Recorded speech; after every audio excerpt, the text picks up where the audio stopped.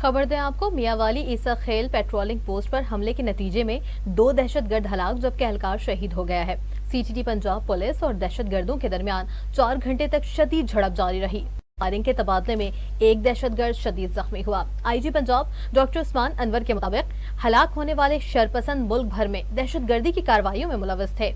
IG Punjab doctor Usman Anwar के मुताबिक 10 से 12 दहशतगर्दों ने पेट्रोलिंग पोस्ट पर हमला किया तो छत पर तैनात जवान की फायरिंग से 2 दहशतगर्द मारे गए जबकि मुतादिद जख्मी हुए हैं। इस हवाले से आईजी पंजाब का बताना है कि दहशतगर्दों ने 2 अतराफ से हमला किया था, जिनकी फायरिंग से एक अहलकार ने जाम शहादत नोश किया। आईजी पंजाब का कहना है दहशतगर्दों के हमले से मुतालिक भी हमारे पास इतलात थी।